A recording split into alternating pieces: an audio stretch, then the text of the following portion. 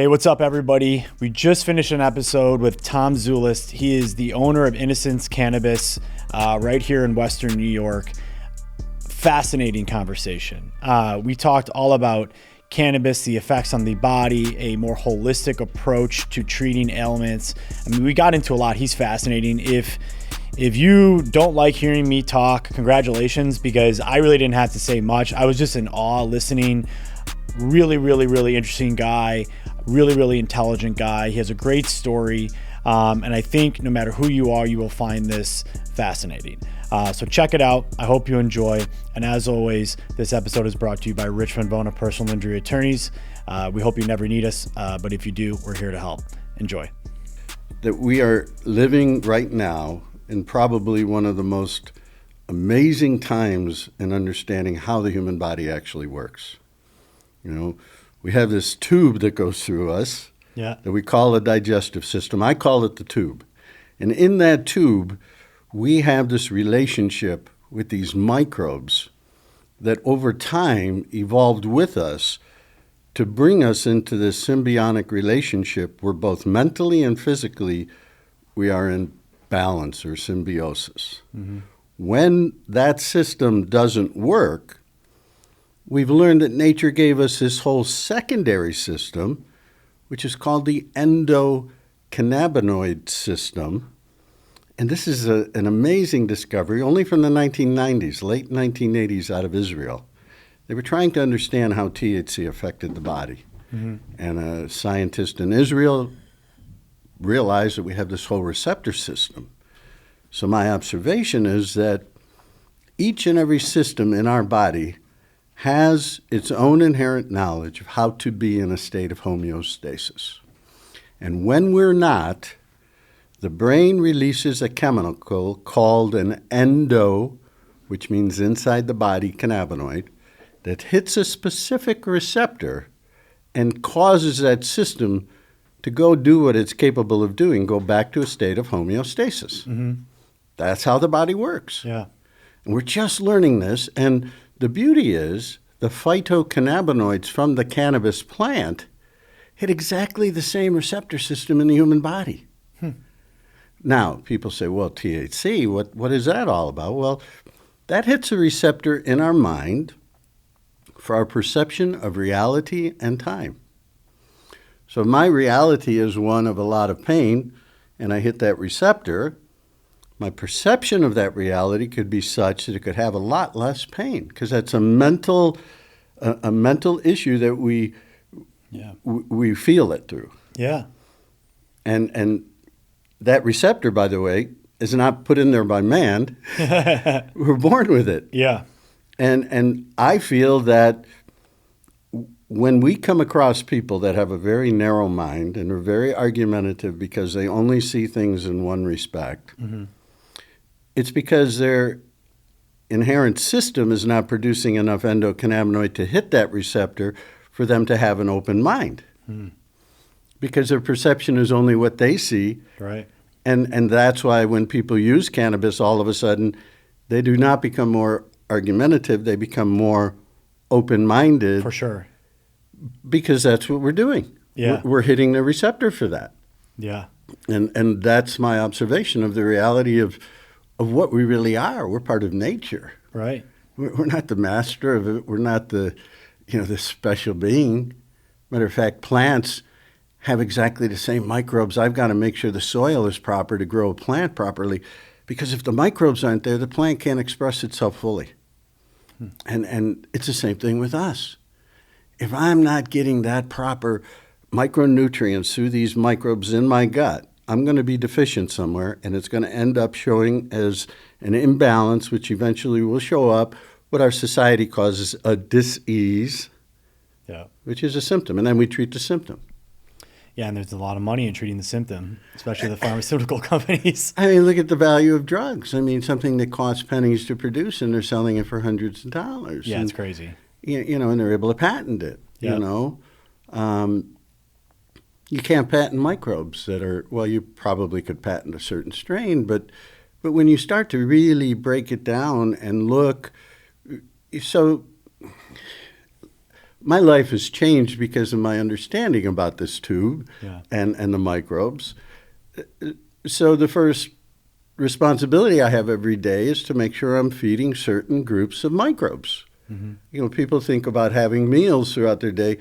I look at it responsibility. When can I take advantage of feeding certain groups? Because if I don't feed them, in between 2 and 3 days, I will notice a difference in my mental acuity, my memory, even my aches and pains in my body. Yeah. How did you, I mean, obviously you're so knowledgeable. What led you on, like, how did you start this journey? How did you gain all this knowledge? Obviously you have a lot of passion for it. So I was fortunate enough in high school or in grammar school that I learned early that I had a special ability. My teachers brought it to my attention. I have a photographic memory, and I'm able to understand math and science very well. I was in the top 1% with the SATs in both math and science in the nation. So I had this gift. And I ended up becoming at first I was an industrial engineer, which was beautiful because I learned time and efficiency and understanding, energy and workflow. I became a stockbroker and dealt with microcap stocks and did that for 27 years. But I found that it was really a waste of my talents because to be on this planet and only have a purpose of making money and trying to outsmart other people to make money, when I started, we were raising money for small companies. That was different. But it changed. And it got more where everybody was just about making money. And it was an empty life. So I left and I started to get into agriculture.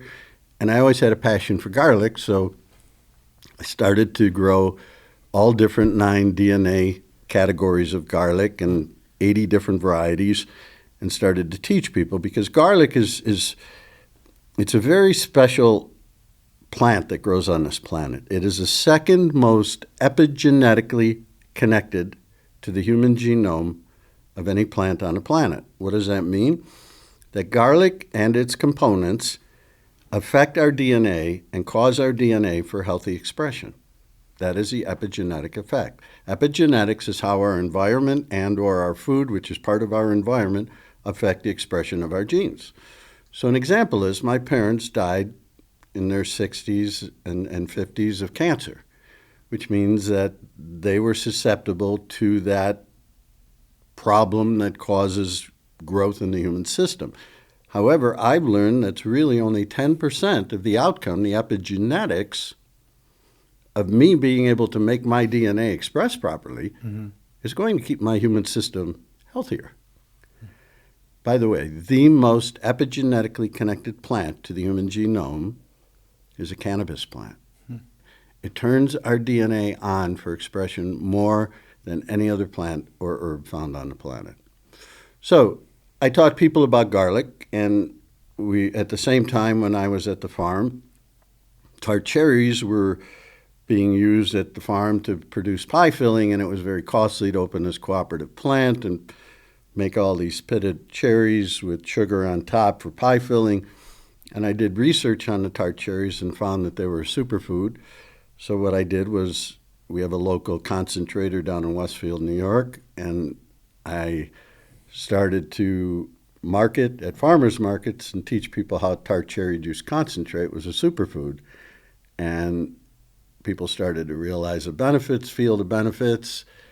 Tart cherries have unique benefits. First of all, they alkalize the body. Why is that important? Well, if we're eating a Western diet, it means we have the wrong microbes that are primarily functioning in our tube or our gut, which means that the body, as a result, becomes acidic. When the body's acidic, it retains water to try to neutralize that. And if it gets too extreme, you get gout. So tart cherries reduce uric acid 15% in the first half hour. Oh, wow. So they reduce that acidity. So a shot a day keeps the gout away. The second thing, the way our body works is that we have enzymes in our blood.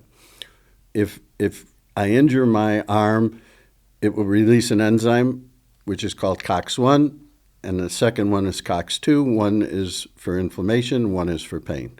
That is how we feel pain, through these enzymes. Ibuprofen is a COX-1, COX-2 inhibitor. Tart cherry juice is up to 10 times more effective as a natural COX-1, COX-2 inhibitor without any bad side effects. I did not know that. Yeah. That's amazing. The other thing is that it's tons of melatonin present, so it helps with sleep cycle. So they've done about 60 medical studies on it, and what we did was we took a lot of those studies, put it in plain language. I learned how to do that being a stockbroker for all those years, and just teach people how they can use food as their medicine.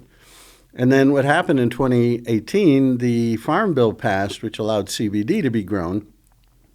And I had consumed THC for most of my adult life, but I had to live with this stigma of being labeled as a drug addict. And I knew that it was able to help me with the talents that I had in my brain. It helped me organize a lot of my thoughts because I have a lot going on up there.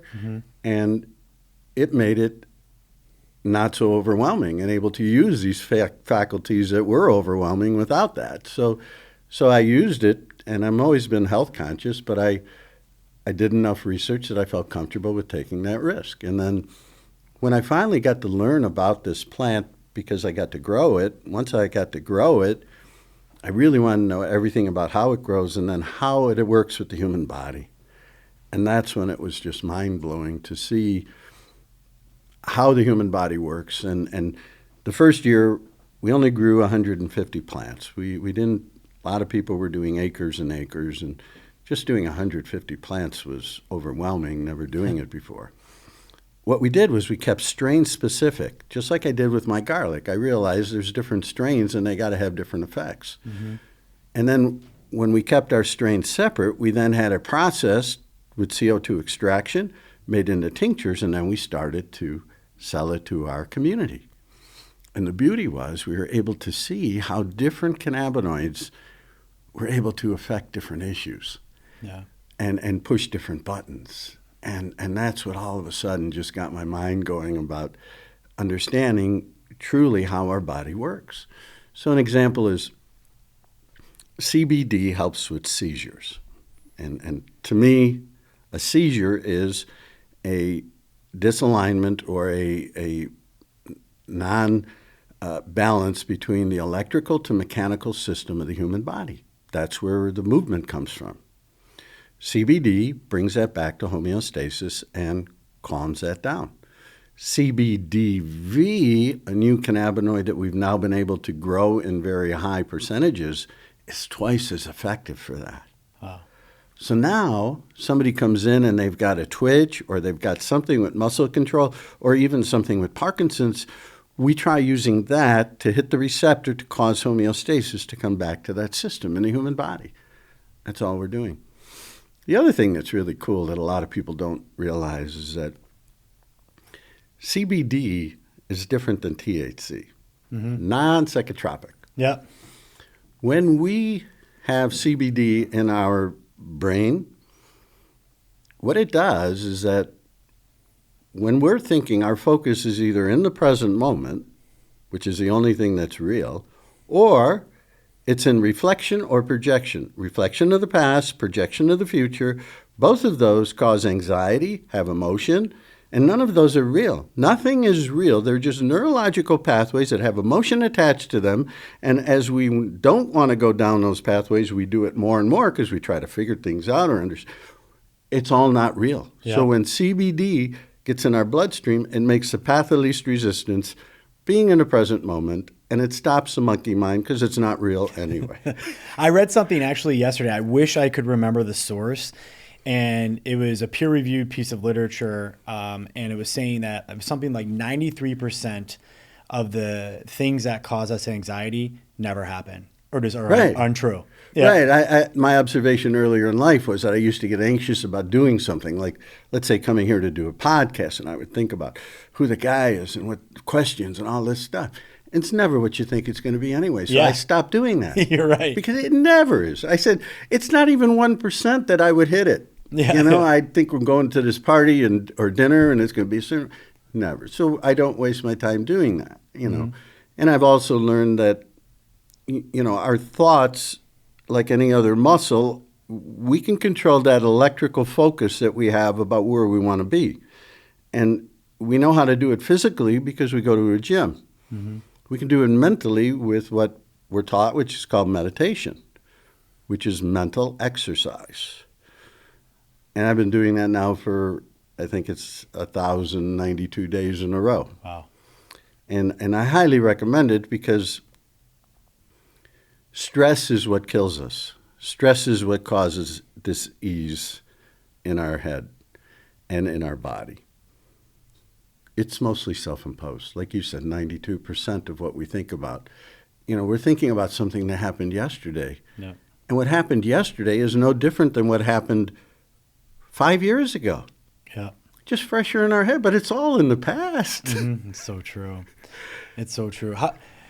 I'm curious, well, let me start here. So I think, a lot of people, obviously the use of cannabis and THC is a lot more out in the open, a lot more acceptable than it ever has been, right?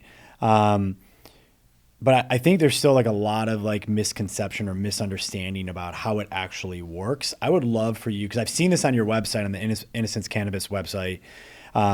There's some amazing videos that actually show you hey, when you introduce cannabis into your system, or THC, this is how it works. Could you talk about how it works? And then I would love to kind of segue into talking about the different strains, because I think a lot of people have this. Maybe they had an experience with cannabis in college or something, and oh my God, I was so paranoid. I never want to do that again. But I would love for you to kind of talk about how it works, and kind of the different uses for it. So let's talk about the first thing the last thing you said, the paranoia that somebody may have experienced, okay? So what is paranoia? Paranoia is really doing what we talked about before, thinking about what other people are thinking, which isn't real. Yeah. Thinking about, what's going to happen, which isn't real. Yeah. And why is that happening? Because we're getting our perception of reality receptor hit, but we're not hitting our receptor for our perception, for our focus to be in the present moment. Because in the present moment, you're not thinking about any of those things. Right. You're with a bunch of people that want to hang out and have a good time. Yeah. You want to put not worry about anything and drop all of that. And the way to do that is to have more CBD from the plant present, because that will cause that to not be so intense for your perception of reality. Got it. Because depending on how bad somebody's diet is, okay, that's truly where it comes from. If our diet is really messed up and we're not getting the balance on our own, and all of a sudden we change our perception of reality, we're not changing the total balance of the brain chemistry. We're altering it where we're increasing the serotonin, we're increasing the dopamine.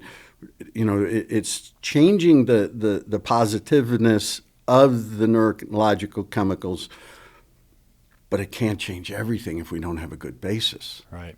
And that's what I see, that my observations or my purpose in life is for people to understand the owner's manual of the human body. You're driving a Maserati. You don't realize it because you don't know what half the buttons are doing. Yeah. And I want to teach you through my observation, my life. I'm going to be 70 years old. I don't take any medications. I don't ache. Yeah, I might injure myself. I heal. I understand a lot about how the body works. Between understanding the gut, understanding the endocannabinoid system, and even these new technologies like red light therapy, which is cutting edge of understanding how energy comes into our body and can affect our physiology, both mental and physical. So yeah, that's super interesting.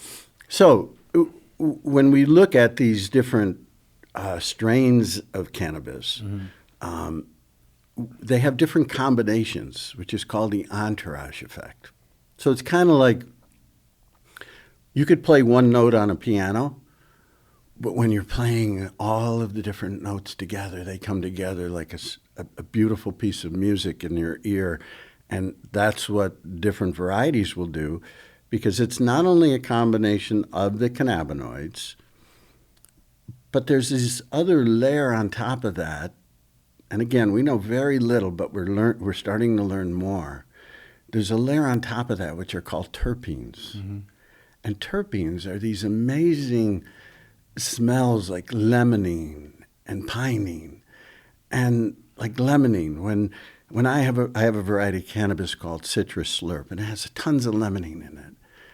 And when I consume that, it has THC, but the limonene gives me this really clear cerebral effect where I enjoy it, as opposed to one that maybe would be more sedative effect, like a Granddaddy Purple would have myrcene in there, and that would bring you down. There's also another part of the equation in that as the flower is growing, whatever cannabinoid is going to be present when the flower matures, before that, CBG is the base cannabinoid. We even have a variety called stem cell, which reflects the fact that it is a stem cell of all cannabinoids, because CBG turns into THC or CBD as the plant starts to mature. Okay. Now, if I harvest a little bit early, I could have 1 to 3% of CBG in that lab report. CBG is this amazing cannabinoid that we don't quite understand how the uptake system is, because we know we have a CB1 receptor system, a CB2 receptor system. There may be a CB3 receptor system or a tertiary uptake system, but it has this amazing effect in that it helps our body produce anandamide. Anandamide is a neurological feeling we have when we're in love or we're very grateful. You see, everything that we feel is just neurological chemicals being emitted, and what causes them. When somebody is grateful or they're grateful for what you've done, you feel that. Or when you're in love, that special feeling. So if we get anandamide being produced because of CBG, it allows you to have a better focus, so that I call it focus, because when shit comes up and you're in love, it's okay. But when you're not, the way we react to any given situation is the net sum of the neurological chemicals in our brain at any given moment. So when something happens, if we have more negative than positive chemicals flowing around in our brain, then we'll react a certain way, as opposed to the opposite if we have positive. So, and by the way, anandamide is also produced by a colony of bacteria called L. reuteri, and L. reuteri is very sensitive to amoxicillin. So a couple doses of amoxicillin, like we've done to all of our next generation, wipes out all of this L. reuteri, and then the body isn't producing it, and we wonder why our generation has so many problems with anxiety. They're not feeling the love, they're not feeling the gratitude that should be in their background all the time. And we need to teach people, number one, how to bring it back into the system, because you could buy that. What I ended up doing was, because my sons both had gone through amoxicillin. I have twin boys that I adopted when they were 7 months old from Russia. Oh, wow. And they're 28 years old, and when they were in their 20s, they were experiencing all this anxiety, and it was part of what set me on a quest, because the drugs that they recommend don't work. Yeah. They cause other issues. Yeah. The kids got nightmares and all this other, and they're still not much better.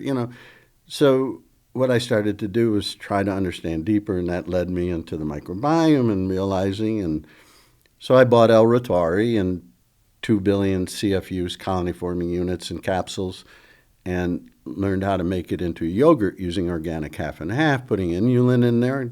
Now I got 450 billion colony-forming units, and I do that, and I put it into a smoothie with more inulin, fruits, and all this stuff, and give it to the kids day after day, 3 months in a row.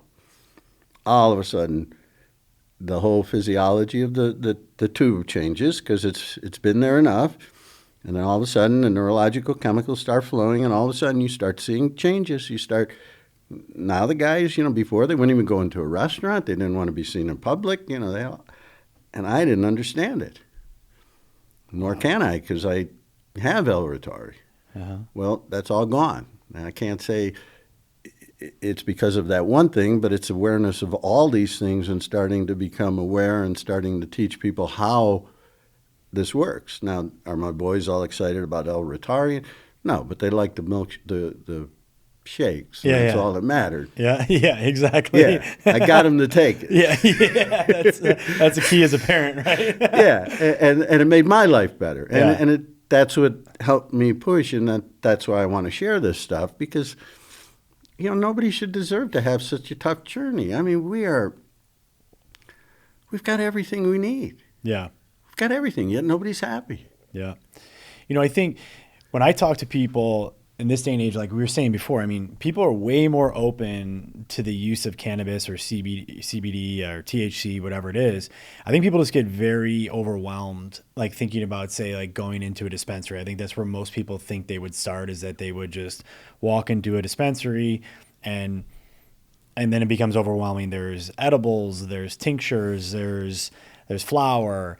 How does one approach that? Like, And on top of all of those things, there's 10 manufacturers of all of them. Oh, yeah, it's crazy. And then it's all dependent on who you got as a bud tender that day. Yep. And how their night before was. Yeah, how helpful do they want to be? Or how medicated they are. Yeah, exactly. Okay. So when I looked at the dispensary models, the only model in New York State that made sense to me was a microbusiness. Mm-hmm. So what does that mean? that means that everything we grow, we process, and we sell direct to the public. Basically like seed to sale. Seed to sale. Okay. People come in our place, they're talking to us. So everybody there works around me. We're a team. Mm-hmm. Our team is to educate.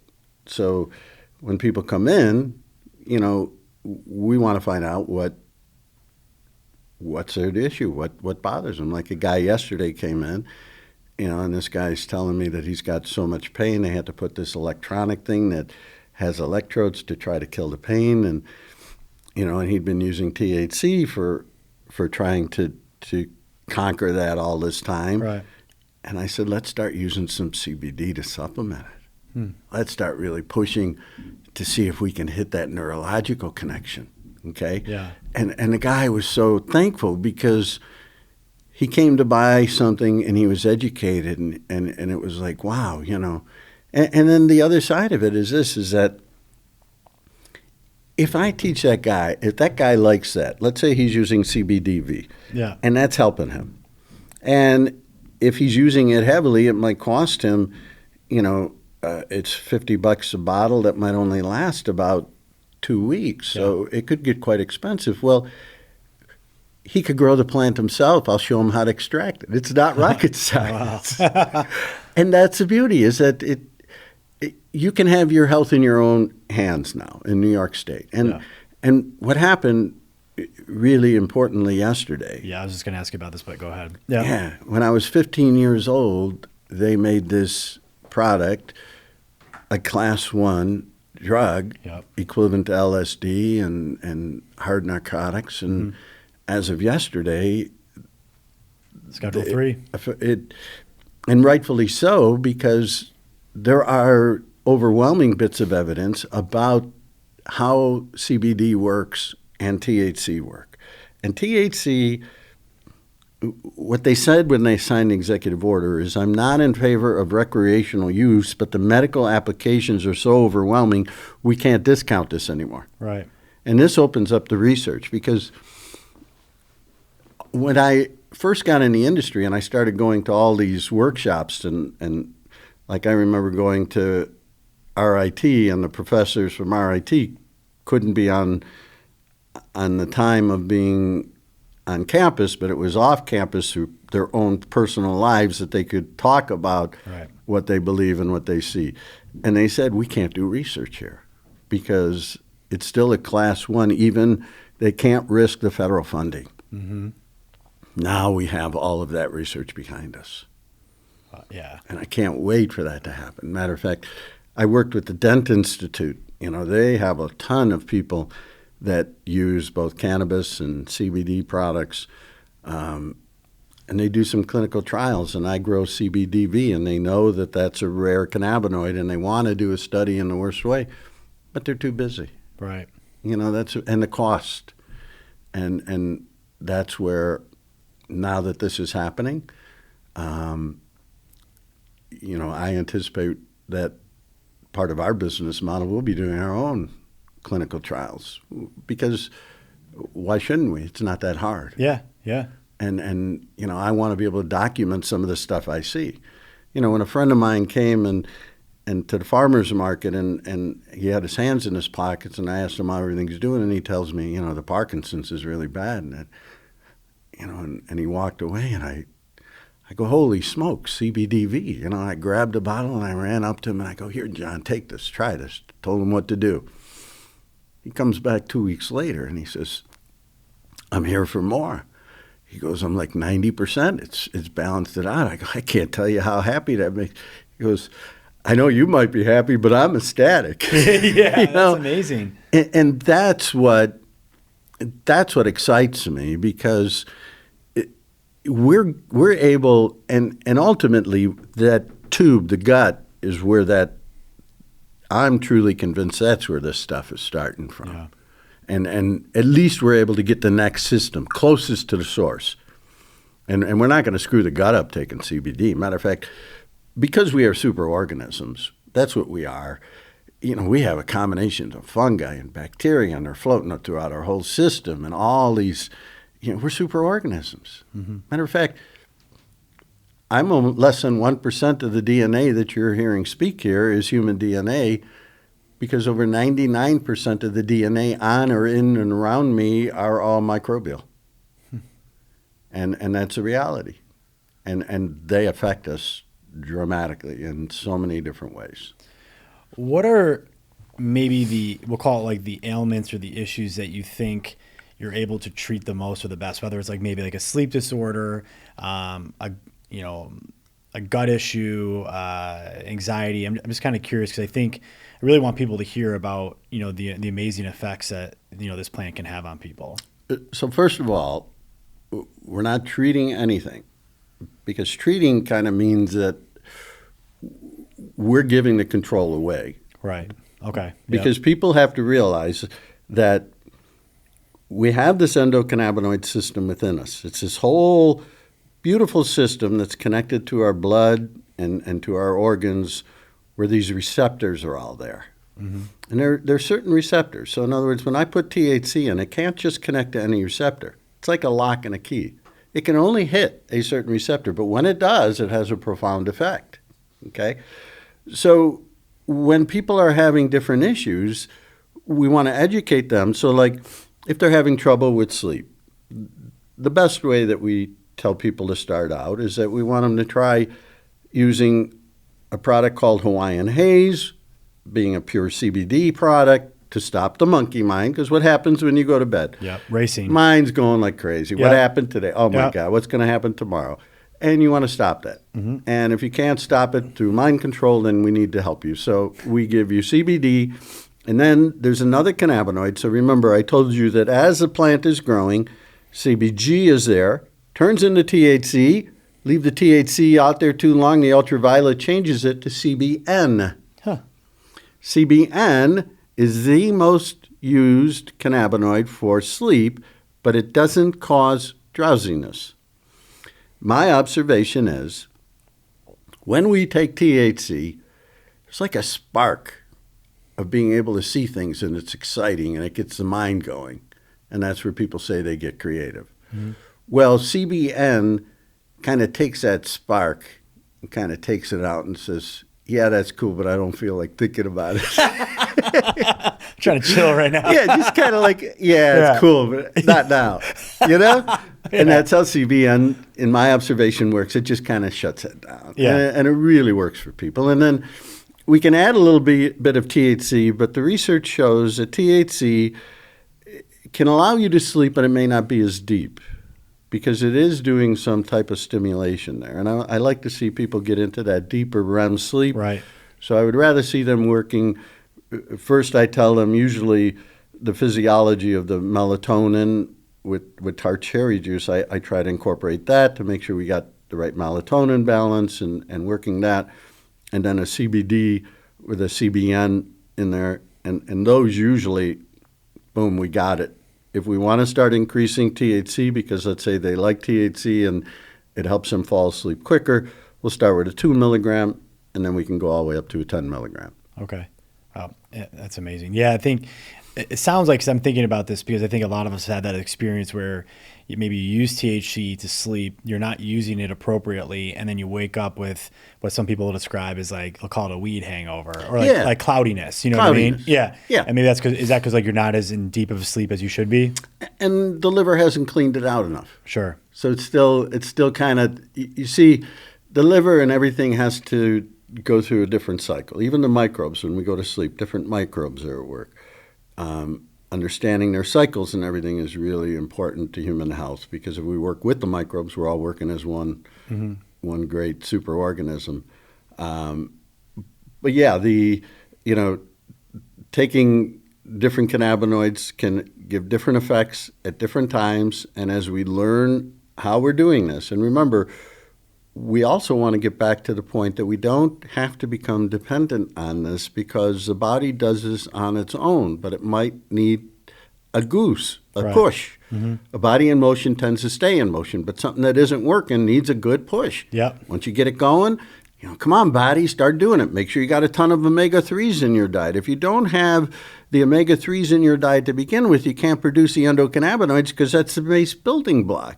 And if people aren't aware of that, if somebody is on a Western diet, it's all omega-6 terrible fats that you're getting, and they actually feed parasites in your gut. They're, people don't understand it, but oil has the highest calorie content of any food. It's very dense.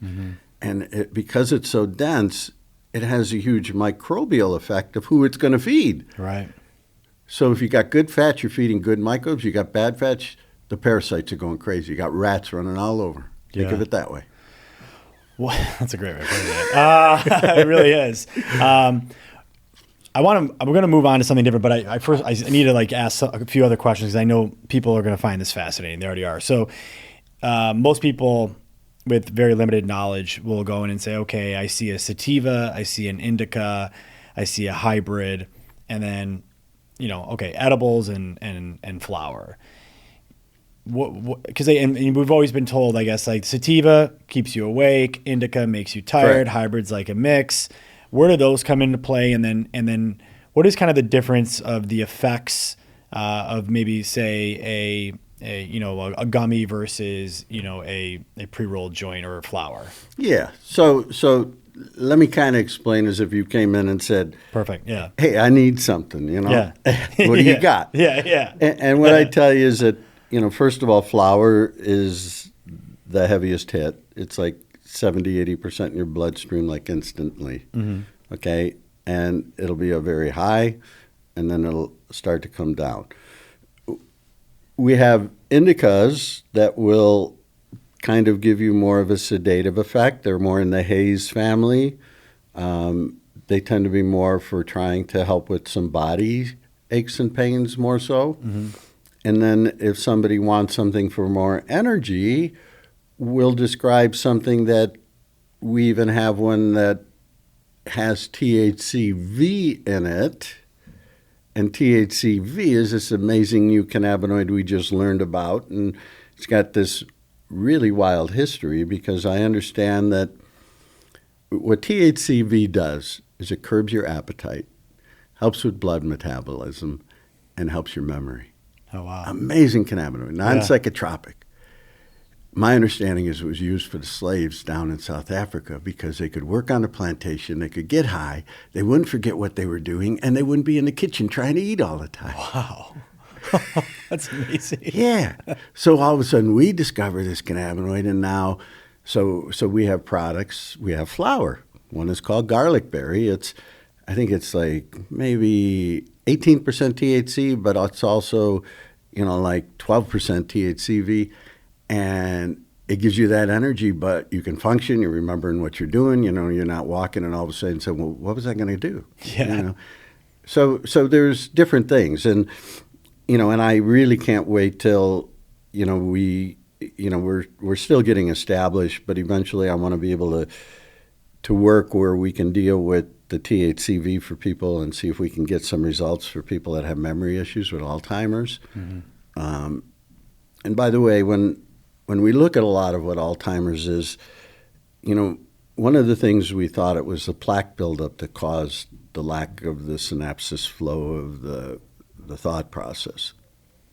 We removed it, and it got worse. We also found that the plaque is antimicrobial. And some of the leading research is that what we're having the microbial systems that are meant to stay in one area of the human body getting into areas that they shouldn't because, again, of lack of understanding of what a true microbiology ecosystem should be. It should be in balance. And things get out of whack because we've disrupted that whole balance. We had no knowledge of that, and now we're just we know less than 0.1% of what we need to know about the microbial and we maybe know 1% of the endocannabinoid system. And what we're learning is just fascinating. How can you talk a little bit about? I mean, obviously, well, maybe it's not obvious, people, but you own Innocence Cannabis. Yeah.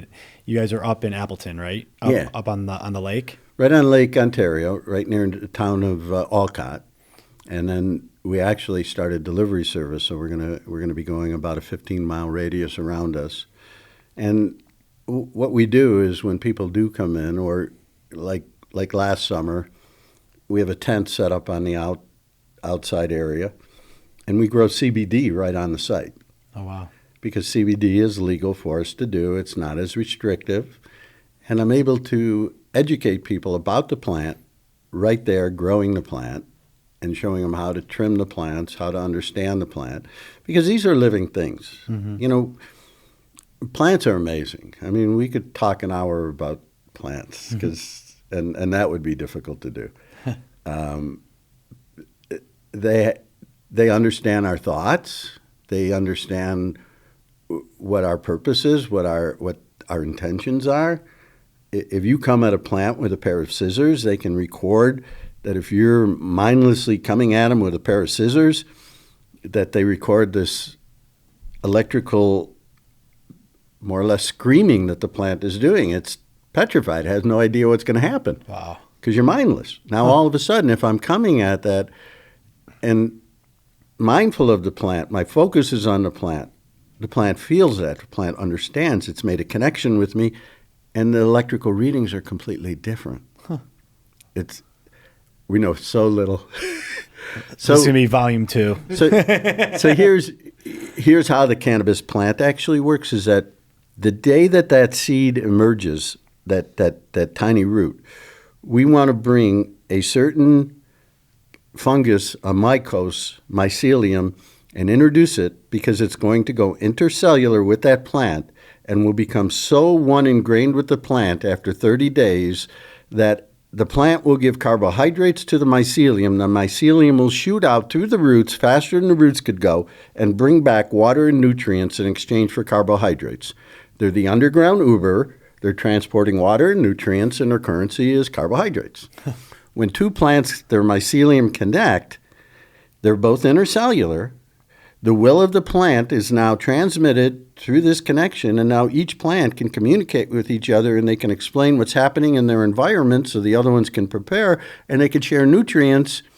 And in the field, when I see that happening, the plants that were lagging in their growth automatically in like 2 weeks will all catch up. Everything will work as a team. Wow. It's how we're meant to operate because we're part of nature, but instead we think we're individual. And if I have more money than you, then I'm better than you. Mm-hmm. That's kind of the mental thing that we've been brainwashed into. Yeah. Are you growing outdoors, indoors, both? Well, I was able to grow as a conditional cultivator 4 years outdoors, 1 acre. And we chose that with the new license, we're going to do indoor. And the reason is when we did 1,200 plants, it was determinant on the conditions of outdoor whether or not we were going to succeed. The second year that we grew, we lost 2/3 of our crop because of the heavy rains. Oh, man. And when we're trying to do what we're doing, and so much of our emphasis is more on educating people, what I want to be able to do is make sure that I've got a constant supply and I can get the genetics I need to have certain, for people that want pain management, I'll seek out strains that people are saying are working in the medical world for pain because I want to grow that strain, so that's what it's for. Right. And I can pick rooms, and we did one grow with another micro business. We had just a fraction, 20% of the space in one grow. We produced over 100 pounds of dried flower. Wow. So we'll be able to produce, a good quantity. And, right now it was really crazy because we had our retail space ready for 13 months with zero communication from the OCM. So this is something I wanted to talk to you about. So, and even lately you've seen maybe some more stories in the news about kind of what's going on. I know some dispensaries are struggling around here, and I don't know that they're micro, is it micro bit? No, micro. So the dispensaries have a tough business model, and it just got a lot better as of yesterday. Because of the scheduling? Because of the scheduling. Yeah. So here's the problem is that as a dispensary, they could not write off their employees or any advertising that they do. All of their employees and their advertising have to come after tax on a federal return. Huh. On the New York State return, you could deduct them because it's legal here, but on a federal return, it was called 280E. And now it depends on what the ruling is here, how quick it could happen, but it could happen where 2025, all of the tax burden that would have been due from all of these big registered operators will disappear. Yeah. And I think that the cynical part of me is that that's why it happened when it did, because there's a lot of money that can be contributed politically that would have gone to taxes here. And yeah. That's just my... I think you're probably right. What was your experience like? And I believe you're one of the first guys to go through this around here, like go through like the whole, we'll call it like the licensing process with the state. What was that like? The hardest part was that they say they were partnering with us, but they wouldn't talk to us. So how do you deal with a partner that won't talk? Yeah. If my application isn't going through, tell me why, so we can resolve it. Yeah. And then unfortunately, I hate to say it, but if you're a minority or if you were part of the card program, that has been a heavy emphasis for this program. So many people I was asked to be one of the first growers. We put, 4 years ago, nobody was allowed to grow. We were the first guys to allow to grow. We did it. I had 2,200 pounds of dried weed that was worth over $5 million, and there was no place to go because they had no dispensaries, 3 open in the whole state. It was brutal. Mm-hmm. And then, so we are the guys that took all this brunt of building it. Mm-hmm. And eventually, we can convert our license. So we convert our license. We're waiting. We build out the space. Nothing for 13 months. So finally, I went to an OCM meeting, and I approached the chairwoman, and I let her know what was going on, and I made sure they heard it, and I became a squeaky wheel, and it happened. You got some grease. It was crazy. Yeah, that's crazy. What you got to be. You got to be the squeaky wheel, and we're so busy. And the problem is the farmers are so busy really doing the hard work. Dispensary just marks it up 100%. They're making as much as we are without doing any of the work, just selling it. Mm-hmm. Yeah, yeah. And they get the same amount. We sell it for 30, they sell for 60. They make 30, we make 30, and we had to take all the risk and everything.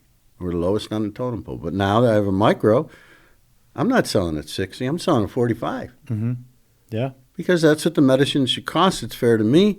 And now I'm undercutting all those dispensaries, not to hurt them, but because I can. It's competition. And it's what the community wants, what the community needs. I'm doing this for the community, because I'm 70 years old and I got a beautiful life.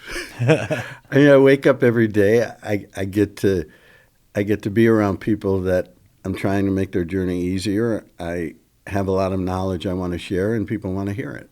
And, I want to give that back to people, and that's really what this life is about. Because when I was a stockbroker, guys would sacrifice everything to make money. And I remember one guy in particular, Izzy Diamond, he says, "Tom, don't do what I did." I said, "What do you mean?" He says, "Instead of spending time with my kids, I figured I'd make the money, and that was my job, and then we'd have the money, and I could spend time with them later, and I wouldn't have to worry about it." He goes, when I was ready, they were done. They were already on with their lives. You know, and it really touched my life because it made me enjoy the things at the present moment and not just keep working. So I was able to do that, and I was able to look at life different, and everybody's in a rat race out there. Yeah. Nobody's enjoying their life. It's so true. It's very true. You know, that's something that, so I was telling you before we kind of got started, but we started the business 6 years ago, and I was definitely guilty of that for a long time. Right now, I wasn't married at the time. I didn't have my daughter. And you're really guilty of that. Your head's down. It's just like this vicious cycle, moving and moving and moving and moving and moving. And then I feel fortunate, whether it's like, I'm not just saying this, like a conversation with you is very impactful on someone like me, but then even having like a wonderful family and having the birth of a daughter and like really opening your eyes and feeling lucky that my eyes opened. Yeah. Right. Because a lot of people, they don't. They don't. Or it happens too late, and then they look back on it, and that's got to be a horrible feeling. Yeah, they're projecting the future that they want more because society has kind of done that to keep us in line. Yeah. You know, and they tell you. I remember when I was a stockbroker, and I was sitting there, and I had a fridge full of every beer I could get. I had this big grill. I had all these toys, and all my friends were over, and everybody's riding all my toys and playing around. And I'm standing there all alone. And I said, this is what they told me success was going to be, that you have this money and you'll have everything. And it was no different feeling. It was like, well, what do I got to do next? Because I was still uneasy, like, what's next? Because, you know, what do you do? And it just became huge responsibility taking care of all this stuff. Yeah. You know, and it didn't bring me any happiness. Yeah. And you know, that's 25 years ago I quit drinking. And if I didn't do that, I wouldn't be alive today. And it was difficult because when I quit drinking, there was also the guilt that I had to do that I wasn't doing total abstination of the substance because I was using cannabis. And one guy took me aside and he says, look, you're here because you got the disease of alcoholism, and that's going to kill you. Whatever, you're not here about cannabis. This isn't about cannabis. This is AA, okay? And as far as I'm concerned, if you're not drinking, you're doing what you should be doing. Yeah. Because drinking will kill you. Yeah. I don't know too many people that die from weed. No. Yeah. It's so true. And it really took that whole, and it helped with my recovery. And I wish I knew what I know now because, you know, back then, we eat like crap when we're trying to go through recovery. And what do they give you? They give you sugar and caffeine. Yeah, right. You know, it's like the two worst things. You know, give them some beans and some chili, and we could get their microbes going, and they'll feel better. And what's your? I know it's different for everybody, but I love listening to you talk about the holistic approach where somebody comes to you, and it's not just about, hey, this is maybe the type of cannabis that will work for you. Let's talk about some other things that we think could help you. What's your approach to maybe, like, what do you think are the most important things people should think about? Like, hey, it's this with your diet, or it's, like you said, omega-3s or whatever it is. I'm just kind of curious, like high level. It's awareness. It's total awareness, and you're not going to pick it all up at once. Mm-hmm. That's where, what we're developing is a program where we're going to have snippets that people can keep watching so they can get one thing down and start with one thing. Mm-hmm. A simple thing is water, that water should not have chlorine in it because chlorine kills microbes. So you should really figure out a really good source of water and make sure that you're putting good water in the body and enough water. Hydration is something that a lot of people don't think about. We're a huge percentage water, and it's the juice that keeps us moving. So doing something like that, being aware that fiber is probably the most underrated, the cheapest, and the highest quality nutritional food for your microbes you could get on this planet. Lentils and beans and those things and chickpeas and just incorporate them. Mm-hmm. Diabetes, type 2 diabetes would go away if people had a cup of beans every single day, because when you eat beans, it feeds the microbes that change the sugar balance in the body. Then anything that spikes your blood sugar for the next 24 hours will be buffered because of what you ate the 24 hours before. Mm-hmm. If it was beans and lentils, those bacteria produce the chemicals that cause that reaction. And sugar is what kills the body. Mm-hmm. It causes, the body has to produce insulin. Get it down, it's going to kill us. But we use sugar in our diet, and we're causing our pancreas to produce all this insulin all the time. Instead, we could eat it. Give the pancreas a break. Eat some beans today. Beans are great. No, they really are. Yeah, there's so much information out there. That's why these types of conversations are fascinating, because it can be confusing, because there's so much stuff out there, and there's so many sources of some of this information, or people who you can tell are disingenuous, just pumping or selling a certain product. So I love your approach. So I have to ask you, I don't want to forget, can you explain the story behind the name Innocence Cannabis? So it was quite interesting, because the original name of the business was going to be Receptor 8. And what happened was I was doing the filming of growing cannabis, and I hired a guy from Amherst, Steve, who came out, and he was shooting B-roll for me. And as we were producing all of this footage so I could educate people on how cannabis grows, he says, you got to meet this other guy that I'm doing a documentary on his life. He hired me to do this. And I go, what's the story? He goes, his name is Valentino Dixon. So Valentino Dixon was a man on the east side of Buffalo that in his late teens, I believe it was, he was wrongfully accused of murder, and he got put away in Attica for 21 years. And what ended up happening was, long story short, he's an artist, mm-hmm. and he was very gifted, and he does lead pencil drawings. His lead pencil drawings, since he's been out of jail, have been bought by Barack Obama, bought one of his paintings. John McEnroe's bought his paintings. He's been at the Pro PGA down in Atlanta. Tiger Woods was with him. His paintings go for $500,000 each now. Yep. Well, when he was in jail, after about 10 years, his uncle said the only way you're going to get out is to draw your way out. So he started drawing, and the warden asked him to do a golf hole of the Augusta, his favorite hole, and Valentino did it. And the other inmates said, man, you got to keep doing golf. It's a white man, rich man sport. It's going to get you out of here. He thought they were nuts, but what else are you going to do? So he kept doing drawings.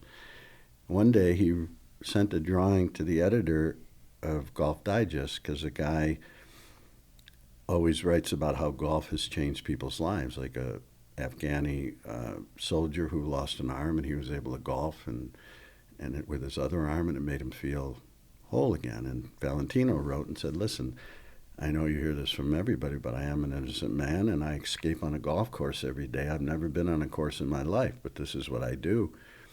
And the guy said, can I look at your case? And he gave him permission. He read the case, and he says, man, this doesn't sound right. Valentino never had, the defense attorney didn't even have any witnesses, didn't even have a closing statement. There was an agreement, and what ended up happening was an article was published by Golf Digest. It circulated around the world, and the Georgetown University's class for amnesty, actually the European office, decided to take his case. Wow. So he tells him to call the original DA in Buffalo and ask him a certain bunch of questions, and then ask him, what about the gunpowder test on Valentino's clothes the day of that he was arrested? And when they asked him that, the DA was dead silent and says, it was a different time back then, and it appears as though there was a major error here, because it did come back negative. And, wow. Yeah, and then he was out. So Valentino met me. Valentino wanted to get in the cannabis business. That's amazing. So I met with him, and we talked about it, and he is still, to this day, 5 years later, hasn't gotten his settlement from the city of Buffalo.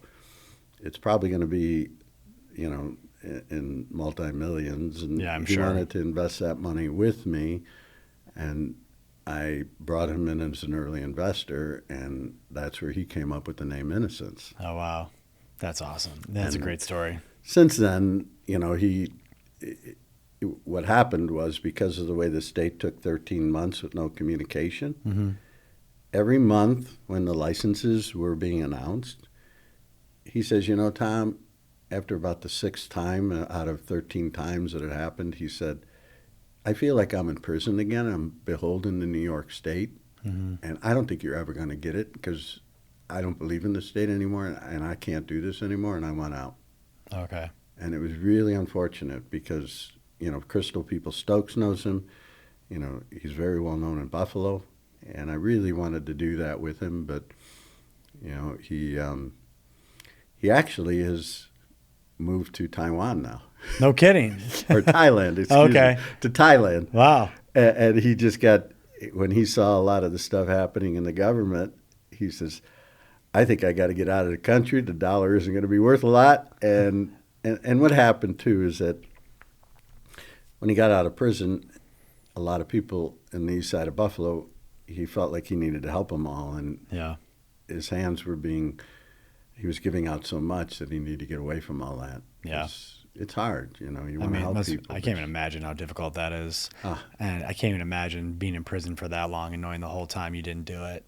I mean, the fact that he did what he did and that it actually all worked out is unbelievable. It's unbelievable, yeah. That is crazy. Yeah. So I know we're kind of like nearing the end, and I could talk to you for hours, but I have to be mindful of your time. I could talk for hours. Yeah, but no, I love doing this. No, this is one where Brett's already looking. He's like, yeah, it's gonna be if we can get you back a couple of volumes here. It's amazing. I guess maybe just to round things out, it's kind of a weird open-ended question, but like, are there any things that like maybe we didn't talk about, or any message you want to send to people who are thinking about?